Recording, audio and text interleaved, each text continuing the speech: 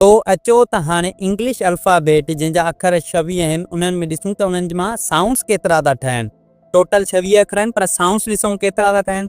सभ खां पहिरियां साउंड आहे ए जो अ, ब, स, ड, ई, फ, ज, ह, आई, ज, क, ल, म, न, ओ, प, क, र, स, ट, उ, वे, व। एक्स खे असां शीन जो आवाज़ ॾेई पढ़ंदा आहियूं।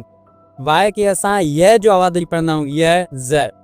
सो इहे टोटल थी विया 26 साउंड्स। ठीकु आहे, जेतिरी अल्फ़ाबेट आहे ओतिरा साउंड्स आहिनि, पर इंग्लिश अल्फ़ाबेट खां वधीक हिन जा साउंड्स था क्रिएट थियनि। उहे कीअं था थियनि अचो त उन ॿुधायूं था, ऐं आख़िर में टोटल कंदासीं त उहे साउंड्स आख़िर में टोटल थियनि घणा था। इंग्लिश अल्फ़ाबेट में ही हिकिड़ो अहिड़ो अखर आहे जेको ॿिए कंहिं सां मिले थो त उन जो साउंड ई चेंज थो करे छॾे। कीअं? सी जे अॻियां ईंदो त च जो आवाज़ थींदो, एस जे अॻियां ईंदो त इहो श जो आवाज़ थींदो, शे छटी जो बि। टीअ जे अॻियां ईंदो त थ जो आवाज़ थींदो या दाल दर जो।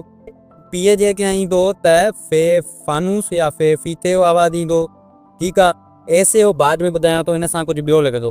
खे जे अॻियां ईंदो त खे खचर या खे खट जो आवाज़ ईंदो। जे अॻियां ईंदो त झे झिरकी जो आवाज़ ईंदो।